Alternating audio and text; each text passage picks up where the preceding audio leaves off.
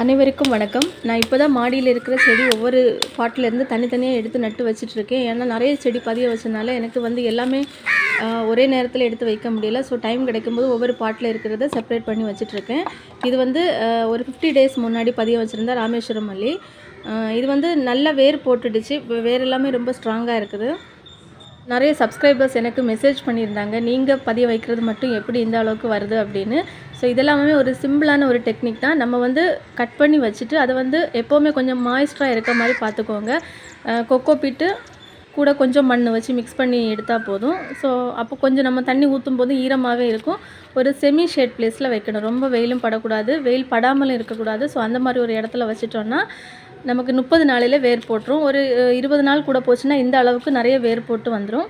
இதை நம்ம இனி தனித்தனியாக பாட்டில் எடுத்து நட்டு வச்சிட்டோன்னா ஒரு 30 நாளிலே சீக்கிரமாக செடி வளரணுன்னா நம்ம ஒவ்வொரு செடியிலையுமே ஒரு இலை இல்லைன்னா 2 இலையை நம்ம எடுத்து விட்டுட்டோன்னா அந்த இலை நம்ம எடுத்து விட்ட பகுதியிலேருந்து நமக்கு புதிய தளிர் வர தொடங்கும். நான் எந்த ஒரு செடி வச்சாலுமே இந்த டெக்னிக் தான் ஃபாலோ பண்ணுவேன். ஒரு லீஃப் நம்ம எடுத்து விட்டுட்டோன்னா அந்த லீஃப்லேருந்தே புதிய துளிர் அதுலேயே மொட்டு வர ஆரம்பிச்சிடும். ஸோ இந்த மாதிரி நம்ம ஒவ்வொரு துளிரும் வர ஒவ்வொரு லீஃபும் நம்ம எடுத்து விட்டுட்டா போதும். ரொம்ப ஈஸியாகவே ரொம்ப ஃபாஸ்ட்டு க்ரோயிங்காக இருக்கும். ஸ்டார்டிங்கில் நம்ம எந்த ஒரு செடிக்குமே ஹெவியான ஃபெர்டிலைசர் போடக்கூடாது. ஆர்கானிக்காக தான் நம்ம போட்டு பழகணும். அதுதான் செடி ஈஸியாக அப்சர்வ் பண்ணும்.